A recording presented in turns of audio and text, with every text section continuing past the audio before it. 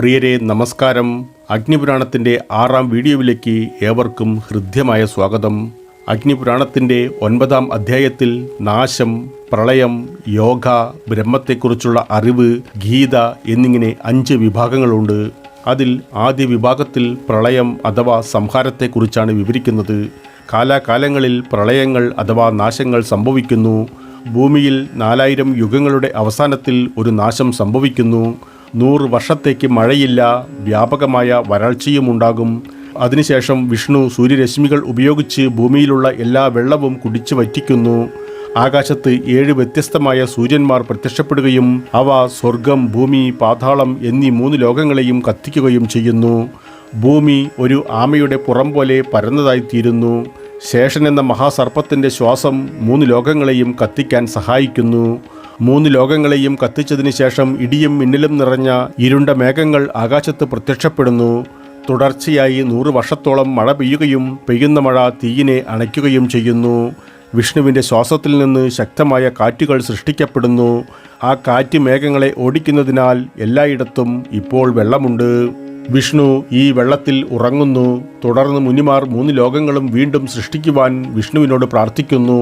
9ാം അധ്യായത്തിലെ 2ാം ഭാഗത്തിൽ യമനെയും നരകത്തെയും കുറിച്ചാണ് പ്രതിപാദിക്കുന്നത്. മനുഷ്യർ മരിക്കുമ്പോൾ അവരുടെ ഭൗതിക ശരീരങ്ങൾ ഉപേക്ഷിക്കപ്പെടുന്നു. എന്നാൽ അവർ അതിവാഹിക ശരീരങ്ങൾ എന്നറിയപ്പെടുന്ന പുതിയ ശരീരങ്ങൾ നേടുന്നു. ഈ ശരീരങ്ങളിലൂടെ യമൻ്റെ സേവകർ അവരെ യമൻ്റെ വാസസ്ഥലത്തേക്ക് കൊണ്ടുപോകുന്നു. മനുഷ്യരല്ലാത്ത ജീവികളെ യമനിലേക്ക് കൊണ്ടുവരുന്നില്ല. മരിച്ചയാൾ സ്വർഗത്തിലേക്കാണോ നരകത്തിലേക്കാണോ പോകേണ്ടത് എന്ന് യമൻ തീരുമാനിക്കുന്നു. സ്വർഗത്തിലോ നരകത്തിലോ നിശ്ചിത സമയം ചിലവഴിച്ചതിന് ശേഷം അവൻ വീണ്ടും ജനിക്കുന്നു. കഴിഞ്ഞ ജന്മത്തിലെ പ്രവർത്തികളെ ആശ്രയിച്ച് ഒരു വ്യക്തി ഏത് ജീവിയായി ജനിക്കണമെന്ന് യമൻ തീരുമാനിക്കും. അങ്ങനെ ജനന മരണത്തിൻ്റെയും പുനർജന്മത്തിൻ്റെയും ചക്രം തുടരുന്നു. എല്ലാ പുണ്യകർമ്മങ്ങളുടെയും പാപങ്ങളുടെയും കണക്ക് സൂക്ഷിക്കുന്നതിനാൽ യമൻ ധർമ്മദേവൻ എന്നും അറിയപ്പെടുന്നു. പുണ്യകർമ്മങ്ങൾ ചെയ്തവർക്ക് യമൻ പ്രതിഫലം നൽകുകയും പാപങ്ങൾ ചെയ്തവർക്ക് ശിക്ഷ നൽകുകയും ചെയ്യുന്നു. ചിത്രഗുപ്തൻ യമൻ്റെ കണക്ക് പിള്ളയാണ്. എല്ലാ പുണ്യങ്ങളുടെയും പാപങ്ങളുടെയും കണക്ക് അദ്ദേഹം സൂക്ഷിക്കുന്നു. 28 നരകവൃത്തങ്ങളുണ്ട്. അങ്ങനെയുള്ള ഓരോ വൃത്തത്തിലും നിരവധി നരകങ്ങൾ സ്ഥിതി ചെയ്യുന്നു. ഓരോ പാപി ചെയ്ത പാപങ്ങളെ ആശ്രയിച്ച് ഒന്നിലധികം നരകങ്ങളിൽ പോകേണ്ടി വന്നേക്കാം. ചില പാപികളെ എണ്ണയിൽ തിളപ്പിക്കുന്നു, മറ്റുള്ളവരെ കുന്തം കൊണ്ട് കുത്തുന്നു, മറ്റു ചിലരെ ചാട്ടവാറടിക്കും. ചില പാപികൾക്ക് ചൂടാക്കിയ ഇരുമ്പ് ഉരുളകൾ കൊടുക്കുന്നു. പാപികളെ പീഡിപ്പിക്കുന്നതിനുള്ള യന്ത്രങ്ങളുമുണ്ട്. ചില പാപികളെ ഭയങ്കരമായ പക്ഷികൾ തിന്നുന്നു. മറ്റു ചില പാപികളുടെ തലകൾ വെട്ടിമാറ്റുന്നു. ബ്രാഹ്മണനെ കൊല്ലുന്നവൻ പുനർജന്മ സമയമാകുമ്പോൾ മാൻ, നായ, പന്നി, ഒട്ടകം എന്നിങ്ങനെ ജനിക്കുന്നു. മദ്യപാനി കഴുതയായി ജനിക്കുന്നു. സ്വർണം മോഷ്ടിക്കുന്നവൻ പുഴുവായി അല്ലെങ്കിൽ പ്രാണിയായി ജനിക്കുന്നു. ബ്രാഹ്മണനെ കൊല്ലുന്നവന് ക്ഷയരോഗവും ബാധിച്ചേക്കാം. മദ്യപാനിക്ക് നായയെപ്പോലെ പല്ലുകൾ ഉണ്ടാകും. സ്വർണം മോഷ്ടിക്കുന്നവന് നഖങ്ങൾ വികൃതമാകും. ഭക്ഷണം മോഷ്ടിക്കുന്നവൻ ഊമയായി ജനിക്കുന്നു. ബ്രാഹ്മണരുടെ സ്വത്ത് മോഷ്ടിക്കുന്നവൻ രാക്ഷസനായി ജനിച്ച് കാട്ടിൽ ഒറ്റയ്ക്ക് താമസിക്കുന്നു. സുഗന്ധദ്രവ്യങ്ങൾ മോഷ്ടിക്കുന്നവൻ ഒരു മോഷ്ടാവായി ജനിക്കുന്നു. ഭക്ഷ്യധാന്യങ്ങൾ മോഷ്ടിക്കുന്നവൻ എലിയായി ജനിക്കുന്നു. മൃഗങ്ങളെ മോഷ്ടിക്കുന്നവൻ ആടായി ജനിക്കുന്നു. പാൽ മോഷ്ടിക്കുന്നവർ പശുവായി ജനിക്കുന്നു. പഴങ്ങൾ മോഷ്ടിക്കുന്നവർ കുരങ്ങായി ജനിക്കുന്നു. മാംസം മോഷ്ടിക്കുന്നവർ കഴുകനായി ജനിക്കുന്നു. വസ്ത്രങ്ങൾ മോഷ്ടിക്കുന്നവൻ കൊക്കായി ജനിക്കുന്നു. ഉപ്പ് മോഷ്ടിക്കുന്നവൻ ഒരു ചീങ്കണ്ണിയായി ജനിക്കുന്നു. 9ാം അധ്യായത്തിലെ 3ാം വിഭാഗത്തിൽ യോഗയെക്കുറിച്ചാണ് വിശദീകരിക്കുന്നത്. ജീവിതത്തിലെ ദുരിതങ്ങളെ മറികടക്കുവാനുള്ള മാർഗമാണ് യോഗ. ബ്രഹ്മത്തിൻ്റെയോ പരമാത്മാവിൻ്റെയോ യഥാർത്ഥ സ്വഭാവത്തെക്കുറിച്ച് ഒരാളെ അറിയിക്കുന്നതാണ് യഥാർത്ഥ അറിവ്. ആത്മാവ് അല്ലെങ്കിൽ ജീവാത്മാവ് എന്നത് ഒരു വ്യക്തിയെ വിശേഷിപ്പിക്കുന്നതാണ്. യോഗ എന്നതുകൊണ്ട് ഐക്യം എന്നാണ് അർത്ഥമാക്കുന്നത്. അത് ജീവാത്മാവിനും പരമാത്മാവിനും ഇടയിലുള്ള ഐക്യമാണ്. യോഗ ഒരാളുടെ മനസ്സിനെ പരമാത്മാവിൽ കേന്ദ്രീകരിക്കുന്നു. യോഗയുടെ ആദ്യ മുൻവ്യവസ്ഥ അഹിംസയാണ്. അഹിംസകനായ ഒരാൾ എല്ലായ്പ്പോഴും നീതിമാനായിരിക്കും. യോഗയുടെ 2ാമത്തെ ആവശ്യകത സത്യസന്ധതയാണ്. 3ാമത്തെ മുൻവ്യവസ്ഥ ബ്രഹ്മചര്യമാണ്. 4ാമത്തേത് ഇന്ദ്രിയങ്ങളെ നിയന്ത്രിക്കുക. അവസാനത്തേത് ദൈവാരാധനയാണ്. യോഗ പരിശീലിക്കുന്ന ഒരാൾ ഭൗതിക വസ്തുക്കൾ ശേഖരിക്കാൻ ചുറ്റി നടക്കരുത്. ഒരു തുണിക്കഷ്ണം, തണുപ്പിനെതിരെ ഒരു പുതപ്പ്, ഒരു ജോഡി ചെരുപ്പ് എന്നിവ മാത്രമേ അയാൾക്ക് പര്യാപ്തമായ സമ്പത്താകാവൂ.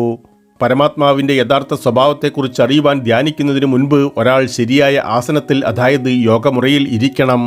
ഇരിക്കേണ്ട വിരി വൃത്തിയുള്ള ഒരു സ്ഥലത്ത് വെക്കണം. അത്തരമൊരു ആസനത്തിൽ ഒരാൾ ഇരുന്ന് യോഗയിലൂടെ മനസ്സിനെയും ഇന്ദ്രിയങ്ങളെയും നിയന്ത്രിച്ചുകൊണ്ട് ആത്മാവിനെ ശുദ്ധീകരിക്കാൻ ശ്രമിക്കുന്നു.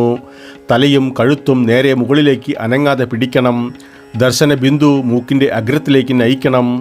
മറ്റൊരു ദിശയിലേക്കും നോക്കരുത്. കൈകൾ മടക്കി തുടകളിൽ ചെറുതായി അമർത്തി വലത് കൈപ്പത്തി ഇടത് കൈപ്പത്തിയിൽ വെക്കണം. പത്മാസനം, അതായത് താമര ആസനം, അത്തരമൊരു ശുപാർശ ചെയ്യപ്പെടുന്ന ആസനമാണ്. ജീവശ്വാസം, അതായത് പ്രാണവായു നിയന്ത്രിക്കേണ്ടതുണ്ട്. ഈ നിയന്ത്രണ പ്രക്രിയയെ പ്രാണായാമം എന്ന് വിളിക്കുന്നു.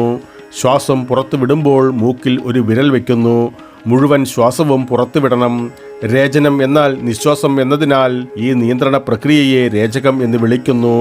ശ്വാസം ശ്വസിക്കുമ്പോൾ ശ്വസനം മുഴുവൻ ശരീരത്തെയും നിറയ്ക്കുന്ന തരത്തിലായിരിക്കണം. പൂരകം എന്നാൽ നിറയുന്നത് എന്നാണ് അർത്ഥമാക്കുന്നത്. അതിനാൽ ഈ നിയന്ത്രണ പ്രക്രിയയെ പൂരകം എന്ന് വിളിക്കുന്നു. ശ്വാസം പുറത്തുവിടുകയോ ശ്വസിക്കുകയോ ചെയ്യാത്തപ്പോൾ ഒരാൾ കുംഭം, അതായത് കലം പോലെ പൂർണ്ണമായും നിശ്ചലമായി ഇരിക്കുന്നു. ഇതിനെ കുംഭകം എന്നറിയപ്പെടുന്നു. പ്രാണായാമം ഒരാളെ ആരോഗ്യവാനും വേഗതയുള്ളവനും ഉത്സാഹഭരിതനും ശക്തനും സമ്പൂർണനുമാക്കുന്നു. ഇന്ദ്രിയങ്ങൾ നിയന്ത്രിക്കപ്പെടുന്നതിനാൽ ഒരാൾ സ്വർഗത്തിലേക്ക് പോവുകയും നരകത്തിൽ പോകുന്നതിൽ നിന്നും മുക്തി നേടുകയും ചെയ്യുന്നു.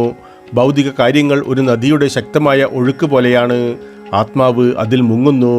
പ്രാണായാമം മാത്രം പോരാ, അത് ജപധ്യാനത്തിലൂടെ, അതായത് ധ്യാനവും മനനവും പൂരകമാക്കണം. ആത്മാവിൻ്റെ യഥാർത്ഥ സ്വഭാവത്തെക്കുറിച്ച് ഒരാൾ ധ്യാനിക്കുന്നു. ശരീരം ഒരു രഥം പോലെയാണ്. ഇന്ദ്രിയങ്ങൾ അതിൽ പൂട്ടിയ കുതിരകളാണ്. മനസ്സാണ് സാരഥി. പ്രാണായാമം അതിൻ്റെ കടിഞ്ഞാണാകുന്നു. ധ്യാനിക്കുമ്പോൾ മരിക്കുന്ന ഒരാൾ ഉടൻ തന്നെ വിഷ്ണുവിൽ ലയിക്കുന്നു. ധ്യാനത്തിൽ 4 വ്യത്യസ്ത കാര്യങ്ങൾ ഉൾപ്പെടുന്നുണ്ട്. അവയെല്ലാം പൂർണ്ണമായ യോജിപ്പിലാണ്. ആദ്യത്തേത് ധ്യാനിക്കുന്ന ആളാണ്. രണ്ടാമത്തേത് ധ്യാനിക്കുന്ന പ്രവൃത്തിയാണ്. മൂന്നാമത്തേത് ഒരാൾ ധ്യാനിക്കുന്ന ലക്ഷ്യമാണ്. നാലാമത്തേത് ഒരാൾ ധ്യാനം ചെയ്യുന്നതിനുള്ള കാരണമാണ്. ധ്യാനം സാധ്യമാകാൻ ഒരാൾ കർശനമായ ഒരു സ്ഥലത്ത് ഇരിക്കേണ്ടതില്ല. നടക്കുമ്പോഴോ ഇരിക്കുമ്പോഴോ ഉറങ്ങുമ്പോഴോ പോലും ഇത് ചെയ്യാൻ കഴിയും. ഒരാളുടെ ധ്യാനത്തിൻ്റെ ലക്ഷ്യം ഒരാളുടെ ഹൃദയത്തിൽ സ്ഥാപിക്കുക എന്നതാണ് പ്രധാന കാര്യം. ഏകാഗ്രത സ്ഥാപിക്കുന്നതിന് വ്യത്യസ്ത മാർഗങ്ങളുണ്ട്. ധ്യാനത്തിൻ്റെ ഒരു വസ്തുവായി കറുപ്പ്, ചുവപ്പ്, വെള്ള എന്നീ 3 കേന്ദ്രീകൃത വൃത്തങ്ങളെ ധ്യാനിക്കാം. വൃത്തങ്ങളുടെ മധ്യത്തിൽ ഒരു ദിവ്യ താമരയുണ്ട്. താമരയ്ക്ക് 8 ഇതളുകളുമുണ്ട്. താമരയുടെ തണ്ട് വേർപിരിയലിനെ സൂചിപ്പിക്കുമ്പോൾ വിഷ്ണുവിനെ പ്രാർത്ഥിക്കുന്നത് അതിൻ്റെ കേസരമാണെന്നും ഒരാൾ കരുതുന്നു. താമരയുടെ വലതുവശത്ത് ഒരു ശുദ്ധമായ അഗ്നി സ്ഫുലിംഗമുണ്ട്. അതാണ് പരമാത്മാവ്. അല്ലെങ്കിൽ താമരയുടെ മധ്യത്തിൽ പ്രകാശജ്വാലയിൽ പരമാത്മാവിനെ ദൃശ്യവൽക്കരിക്കാൻ കഴിയും. ധ്യാനം ഒരാൾ ചെയ്യുന്ന ഏതൊരു യജ്ഞത്തെക്കാളും വളരെ മികച്ചതാണ്. ആഴമേറിയതും തീവ്രവുമായ ധ്യാനത്തിൻ്റെ ഒരു പ്രത്യേക രൂപമാണ് സമാധി. അപ്പോൾ ധ്യാനിക്കുന്നയാൾ സമുദ്രം പോലെ പൂർണ്ണമായും നിശ്ചലനായിരിക്കും. അയാൾക്ക് പുറം ലോകത്തിൻ്റെ എല്ലാ അടയാളങ്ങളും നഷ്ടപ്പെടുന്നു. അയാൾക്ക് കേൾക്കുവാനോ മണക്കാനോ കാണാനോ സ്പർശിക്കുവാനോ കഴിയില്ല. അവൻ്റെ മനസ്സിൻ്റെ ആഗ്രഹങ്ങളിൽ ഒന്നും അനുഭവപ്പെടുന്നില്ല. അയാൾ ദൈവവുമായി പൂർണ്ണമായും ഐക്യപ്പെടുന്നു. അത്തരമൊരു ധ്യാനി വേദങ്ങളിൽ നിന്നോ ശാസ്ത്രങ്ങളിൽ നിന്നോ ശേഖരിക്കാവുന്ന എല്ലാ അറിവുകളും യാന്ത്രികമായി അറിയാൻ തുടങ്ങുന്നു. അയാൾക്ക് ആഗ്രഹിക്കുന്ന എല്ലാ ഭൗതിക സമ്പത്തും നേടാൻ കഴിയും. എന്നാൽ അവയൊന്നും ഒരു പുൽക്കൊടിയേക്കാൾ പ്രധാനമല്ലെന്ന് അദ്ദേഹം കരുതുന്നു. അത്തരമൊരു ധ്യാനി പരമമായ ജ്ഞാനം നേടുന്നു. വെള്ളം നിറഞ്ഞ വിവിധ പാത്രങ്ങൾ നോക്കിയാൽ അവയിലെല്ലാം ഒരേ ആകാശം പ്രതിഫലിക്കുന്നത് നിങ്ങൾക്ക് കാണാൻ കഴിയും. പരമമായ അറിവ് പറയുന്നത് കൃത്യമായി അതുപോലെ തന്നെ എല്ലായിടത്തും ഒരേ ആത്മാവ് തന്നെയാണെന്നാണ്. പരമാത്മാവ് പോലെ തന്നെയുള്ള ആത്മാവാണ് ആത്മാവ്. വെള്ളത്തിലും ഊർജത്തിലും ഭൂമിയിലും ലോകങ്ങളിലും ഉള്ളത് ഈ ആത്മാവാണ്. ആത്മാവ് എല്ലായിടത്തുമുണ്ട്. 9-ാം അധ്യായത്തിലെ 4-ാം ഭാഗത്തിൽ തുടർന്ന് ബ്രഹ്മത്തെക്കുറിച്ചുള്ള അറിവാണ് പകർന്നു നൽകുന്നത്. ബ്രഹ്മജ്ഞാനം എന്നത് ബ്രഹ്മത്തെക്കുറിച്ചുള്ള അറിവാണ്. പരമമായ ആനന്ദം നൽകുന്ന ഈ അറിവ് വ്യക്തിഗത ആത്മാവ് സാർവത്രിക ബ്രഹ്മവുമായി അല്ലെങ്കിൽ പരമാത്മാവുമായി സമാനമാണെന്ന ബോധമല്ലാതെ മറ്റൊന്നുമല്ല. ഭൗതിക ശരീരം ആത്മാവല്ല. ഇന്ദ്രിയങ്ങളും ആത്മാവല്ല. മനസ്സോ ബുദ്ധിയോ ആത്മാവല്ല. ജീവൻ പോലും ആത്മാവല്ല. ഇപ്പോൾ സൂചിപ്പിച്ച എല്ലാ വസ്തുക്കളിൽ നിന്നും വ്യത്യസ്തമാണ് ആത്മാവ്. ആത്മാവ് ഒരു വ്യക്തിയുടെ ഹൃദയത്തിലാണ്. അത് എല്ലാം കാണുകയും അനുഭവിക്കുകയും ചെയ്യുന്നു. പക്ഷേ ഭൗതിക ശരീരത്തിൽ നിന്ന് വ്യത്യസ്തമാണ്. ഋഷിമാർ ധ്യാനിക്കുമ്പോൾ ഇതിനെക്കുറിച്ചാണ് ചിന്തിക്കുന്നത്. ബ്രഹ്മത്തിൽ നിന്ന് ആകാശം സൃഷ്ടിക്കപ്പെട്ടു. ആകാശത്തിൽ നിന്ന് വായു വന്നു. വായുവിൽ നിന്ന് അഗ്നി വന്നു. അഗ്നിയിൽ നിന്ന് ജലം വന്നു. വെള്ളത്തിൽ നിന്ന് ഭൂമി വന്നു. ഭൂമിയിൽ നിന്ന് പഞ്ചഭൂതങ്ങൾ വന്നു. ഭൗതിക ശരീരം ക്രമേണ അപ്രത്യക്ഷമായി ബ്രഹ്മത്തിൽ ലയിക്കുന്നതിനെക്കുറിച്ച് ധ്യാനിക്കണം. ബ്രഹ്മം സത്യമോ അസത്യമോ അല്ല. ബ്രഹ്മം രൂപമുള്ളതോ അല്ലാത്തതോ അല്ല. ബ്രഹ്മത്തിന് നിരവധി ഭാഗങ്ങളുണ്ട്. എന്നാൽ അതേസമയം അതൊരു അവിഭാജ്യപൂർണവുമാണ്. ബ്രഹ്മത്തെ വിവരിക്കുവാനാവില്ല. പ്രവർത്തന ശക്തിയിലൂടെ അത് നേടുവാനുമാവില്ല. ബ്രഹ്മം എപ്പോഴും ശുദ്ധമാണ്. അതിന് ബന്ധങ്ങളൊന്നുമില്ല. അത് സന്തോഷത്തിൻ്റെ യഥാർത്ഥ രൂപമാണ്. ആവശ്യമുള്ള വ്യക്തി ആരോ ആ വ്യക്തിയായി ഞാൻ തന്നെയാണ് ബ്രഹ്മമെന്ന ബോധമാണ്. അവൻ ആത്മാവല്ലാതെ മറ്റൊന്നുമല്ല. ആത്മാവ് ബ്രഹ്മമല്ലാതെ മറ്റൊന്നുമല്ല. ഈ ഇന്ദ്രിയമാണ് യഥാർത്ഥ അറിവ്. എല്ലാറ്റിൻ്റെയും ഉത്ഭവസ്ഥാനമായ ഭഗവാൻ ബ്രഹ്മമാണ്. വ്യക്തി ബ്രഹ്മത്തിൻ്റെ ഭാഗമാണ്. ലോകത്തിൻ്റെ ബന്ധങ്ങളിൽ നിന്ന് ഒരാളെ മോചിപ്പിക്കുന്നത് ഈ അറിവാണ്. ഇത് എന്താണോ അതാണ് ബ്രഹ്മജ്ഞാനം. ബ്രഹ്മം ഭൂമിയല്ല, അത് ഭൂമിക്കപ്പുറമാണ്. ബ്രഹ്മം കാറ്റുമല്ല, ആകാശവുമല്ല. ബ്രഹ്മത്തിന് ആരംഭമില്ല, അത് എല്ലാ പ്രവൃത്തികളിൽ നിന്നും സ്വതന്ത്രമാണ്. ബ്രഹ്മം വളരെ വലുതാണ്, അത് എല്ലായിടത്തുമുണ്ട്. ബ്രഹ്മത്തിന് രൂപമില്ല എന്ന് മാത്രമല്ല, എല്ലാ രൂപങ്ങൾക്കും അതീതവുമാണ്. ബ്രഹ്മത്തെ കേൾക്കാൻ കഴിയില്ല, അതിനെ സ്പർശിക്കാൻ കഴിയില്ല. അതിന് അഹങ്കാരമോ മായയോ ഇല്ല. അതിന് ജനനമോ വാർദ്ധക്യമോ മരണമോ ഇല്ല. ബ്രഹ്മത്തിന് സന്തോഷമോ ദുഃഖമോ ഇല്ല. അതിന് വിശപ്പോ ദാഹമോ തോന്നുന്നില്ല. അതിനെ അളക്കാൻ കഴിയില്ല. അതേസമയം അത് ഒന്നുമല്ല എന്നതിലുപരി എല്ലാം കൂടിയാണ്. ജീവിതത്തിന് 5 സാധ്യമായ ലക്ഷ്യങ്ങളുണ്ട്. യജ്ഞങ്ങൾ അനുഷ്ഠിച്ചുകൊണ്ട് സ്വർഗം നേടാൻ കഴിയും. തപസ് ചെയ്തുകൊണ്ട് സന്യാസിയാകാം. കർമ്മങ്ങൾ ചെയ്തുകൊണ്ട് ബ്രഹ്മലോകം നേടാൻ കഴിയും. ഭൗതിക കാര്യങ്ങളിൽ നിന്ന്, അതായത് വൈരാഗ്യത്തിൽ നിന്ന് വേർപിരിയുന്നതിലൂടെ ഒരാൾക്ക് പ്രകൃതിയിൽ ലയിക്കാൻ കഴിയും. യഥാർത്ഥ അറിവിലൂടെ വ്യക്തി ദിവ്യസത്തയിൽ ലയിക്കുന്നു. ഇതിനെ കൈവല്യം എന്നറിയപ്പെടുന്നു. എല്ലാ കർമ്മങ്ങളുടെയും ഫലങ്ങളിൽ നിന്നും സ്വയം പിന്മാറുക എന്നതാണ് വേർപിരിയൽ എന്നതുകൊണ്ട് അർത്ഥമാക്കുന്നത്. അറിവ് എന്നത് ആത്മാവ് ബ്രഹ്മത്തിൽ നിന്ന് വ്യത്യസ്തനല്ല എന്ന അറിവാണ്. ഇതിനെ ജ്ഞാനയോഗം അഥവാ അറിവിൻ്റെ യോഗം എന്നറിയപ്പെടുന്നു. ഈ അറിവ് നേടിയവർ ചുരുക്കമാണ്. അവരിൽ ഒരാളാണ് ഭരതൻ. ഭരതൻ ഒരുപാട് കാര്യങ്ങൾ ചെയ്തതിന് ശേഷം ഒരു മാനുമായി അടുപ്പത്തിലാവുന്നു. മരണസമയത്ത് ആ മാനിനെ ചിന്തിച്ചുകൊണ്ട് മരിച്ചു. അതിൻ്റെ ഫലമായി അടുത്ത ജന്മത്തിൽ ഭരതൻ ഒരു മാനായി ജനിച്ചു. എന്നാൽ ആ മാൻ ഒരു ജതിസ്മാരയായി, അതായത് അതതിൻ്റെ മുൻ ജീവിതത്തെ ഓർമ്മിച്ചു. മാൻ ഒടുവിൽ മരിച്ചപ്പോൾ ഭരതൻ വീണ്ടും ജതിസ്മാര മനുഷ്യനായി ജനിച്ചു. സൗബിരയിലെ രാജാവ് ഒരിക്കൽ ഒരു പല്ലക്കിൽ യാത്ര ചെയ്യുകയായിരുന്നു. പല്ലക്ക് സൗജന്യമായി ചുമക്കാൻ ഒരാളെ അദ്ദേഹം ആഗ്രഹിച്ചു. അതിനാൽ രാജാവിൻ്റെ സേവകർ ഭരതനെ പിടികൂടി. എന്നാൽ ഭരതൻ പതുക്കെ നീങ്ങിയതിനാൽ മറ്റു ചുമട്ടുകാരുടെ കൂടെ എത്താൻ കഴിഞ്ഞില്ല. അതിനാൽ പല്ലക്ക് മുൻപോട്ട് നീങ്ങിയില്ല. രാജാവ് ഭരതനോട് ചോദിച്ചു, എന്തുകൊണ്ടാണ് നീ ഇത്ര ക്ഷീണിതനായിരിക്കുന്നത്? നീ എൻ്റെ പല്ലക്ക് ചുമക്കുവാൻ തുടങ്ങിയതല്ലേ ഉള്ളൂ. നിനക്ക് അധ്വാനിക്കാൻ കഴിയുന്നില്ലേ? കാഴ്ചയ്ക്ക് നീ വളരെ ശക്തനായി തോന്നുന്നുണ്ടല്ലോ. ഭരതൻ അതിന് മറുപടി പറഞ്ഞു, ഞാൻ ശക്തനുമല്ല, നിങ്ങളുടെ പല്ലക്ക് വഹിക്കുന്നുമില്ല. ഞാൻ ക്ഷീണിതനുമല്ല, മടിയനുമല്ല. ഞാൻ എൻ്റെ ആത്മാവാണ്. എൻ്റെ കാലുകളും ശരീരവും സന്തുലിതമാക്കുന്നത് എൻ്റെ തുടകളാണ്. എൻ്റെ ചുമലുകൾ എൻ്റെ ശരീരത്തിലാണ്. നിങ്ങളുടെ പല്ലക്ക് എൻ്റെ തോളിലാണ്. ഞാൻ എൻ്റെ കാലുകളോ തുടകളോ ശരീരമോ തോളുകളോ അല്ല. ഞാൻ ആത്മാവാണ്. ആത്മാവ് നിങ്ങളെ വഹിക്കുന്നില്ല. പിന്നെ എന്തിനാണ് ഞാൻ താങ്കളെ വഹിക്കുന്നു എന്ന് പറയുന്നത്? തുടർന്ന് ഭരതൻ രാജാവിന് യഥാർത്ഥ ജ്ഞാനത്തിൻ്റെ നിഗൂഢതകളെക്കുറിച്ച് ഉപദേശിച്ചു. ആത്മാവ് ശുദ്ധവും ശാശ്വതവും ശാന്തവും സ്വഭാവഗുണമില്ലാത്തതും സ്വാഭാവിക സവിശേഷതകൾക്ക് അപ്പുറവുമാണ്. ആത്മാവിന് സ്വഭാവഗുണങ്ങൾ ഇല്ലാത്തതിനാൽ ഒരു വ്യക്തി ശരീരമല്ല. ആത്മാവായതിനാലും ഒരു വ്യക്തി ശക്തനോ ദുർബലനോ ആണെന്ന് പറയുന്നത് അർത്ഥശൂന്യമാണ്. ഭൗതിക ശരീരം മൂലകങ്ങൾ കൊണ്ടാണ് നിർമ്മിച്ചിരിക്കുന്നത്. പല്ലക്കിൻ്റെ സ്ഥിതിയും അതുതന്നെയാണ്. അപ്പോൾ ഭൗതിക ശരീരം പല്ലക്കിനെ വഹിക്കുന്നു എന്ന് പറയുന്നതിൻ്റെ അർത്ഥമെന്താണ്? ഈ ജ്ഞാനവചനങ്ങളെ ഊഷ്മളമായി ചൊല്ലിക്കൊണ്ട് രാജാവ് ഭരതൻ്റെ കാൽക്കൽ പ്രണമിച്ചു. എന്നോട് ക്ഷമിക്കൂ. രാജാവിൻ്റെ സ്വരത്തിന് നൈരാസ്യം. പല്ലക്ക് ഉപേക്ഷിക്കൂ. താങ്കൾ ആരാണ്? ആദരവോടെ രാജാവ് ആരാഞ്ഞു. ഞാൻ ആരാണെന്നല്ലേ ഭരതൻ ചോദിച്ചു. അത് എളുപ്പത്തിൽ ഉത്തരം പറയാൻ കഴിയുന്ന ഒരു ചോദ്യമല്ല. രാജാവ് അതിന് മറുപടി പറഞ്ഞു, എനിക്ക് നിങ്ങളെ ഉണരുവാൻ കഴിയുന്നില്ല. തീർച്ചയായും താങ്കൾ ഇപ്പോൾ ഏതു രൂപത്തിലാണ് നിൽക്കുന്നത്? ആരാണ് നിങ്ങൾ? ഇല്ല, ഭരതൻ പറഞ്ഞു, ഞാൻ ആത്മാവാണ്. ആത്മാവെന്നാൽ പരമാത്മാവിനെ പോലെ തന്നെയാണ്. പരമാത്മാവ് എല്ലായിടത്തുമുണ്ട്. അതിനാൽ ആത്മാവും എല്ലായിടത്തുമുണ്ട്. ഞാൻ എല്ലായിടത്തുമുണ്ട്. എല്ലാ ഭൗതിക ശരീരങ്ങളിലും ഞാനുണ്ട്. നിങ്ങൾ ആരാണെന്നും ഞാൻ ആരാണെന്നും ചോദിക്കുന്നതിൽ അർത്ഥമില്ല. നാം എല്ലാവരും ഒന്നാണ്. മരം വന്നത് വൃക്ഷങ്ങളിൽ നിന്നുമാണ്. ഈ പല്ലക്ക് മരം കൊണ്ടാണ് നിർമ്മിച്ചിരിക്കുന്നത്. എന്നാൽ ഈ പല്ലക്കിനെ വൃക്ഷമെന്നോ മരമെന്നോ വിളിക്കുമോ?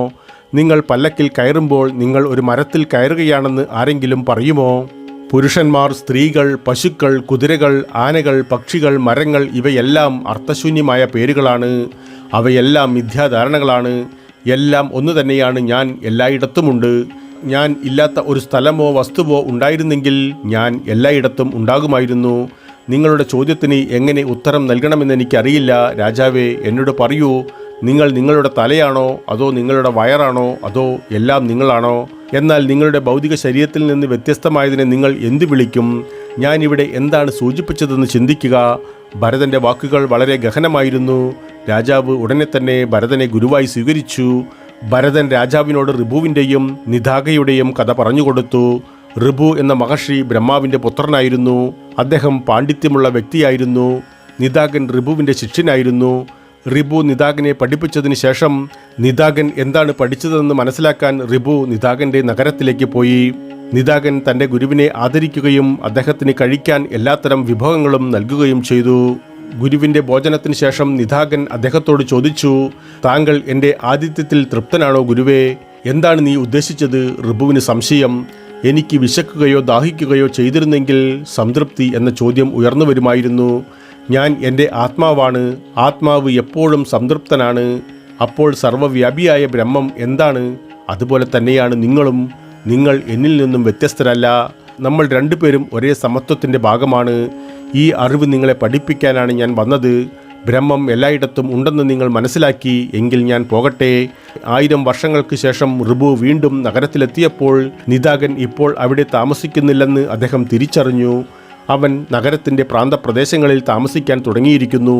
നീ എന്താണ് നഗരത്തിലെ വാസം ഉപേക്ഷിച്ചത്? ഋഭു നിദാഗനോട് ചോദിച്ചു.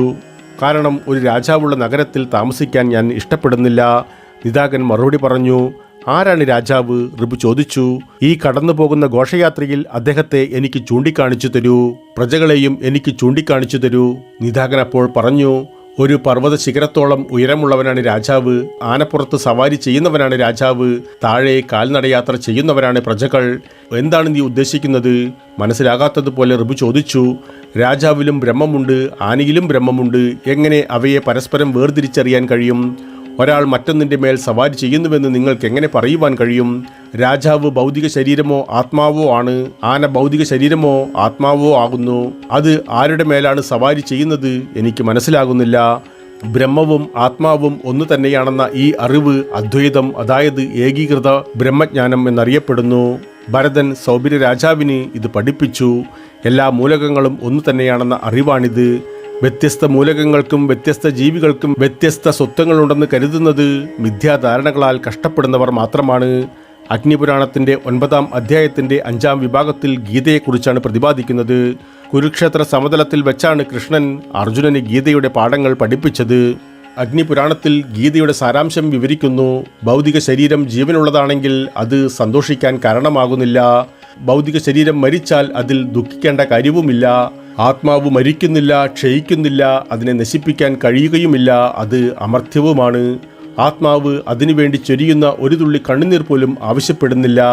ഇന്ദ്രിയ സുഖങ്ങൾക്ക് അടിമപ്പെട്ട ആളുകൾക്ക് ഇത് മനസ്സിലാക്കാൻ കഴിയില്ല.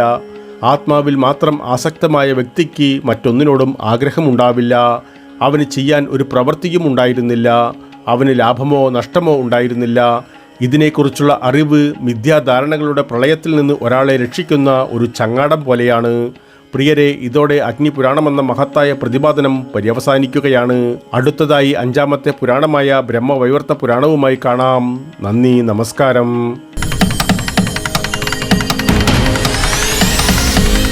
പ്രിയരെ, വീഡിയോ കാണുന്നതോടൊപ്പം ചാനൽ വരിക്കാരാകുവാനും അറിയിപ്പുകൾ ലഭിക്കുന്നതിനായി കുടമണി ചിഹ്നം പ്രവർത്തനക്ഷമമാക്കുവാനും ഈ കഥയിൽ നിങ്ങൾ തൃപ്തരാണെങ്കിൽ നിങ്ങളുടെ ഇഷ്ടം അറിയിക്കുവാനും മറ്റുള്ളവരുമായി പങ്കുവയ്ക്കുവാനും മറക്കരുത് പ്രിയ സുഹൃത്തുക്കളെ.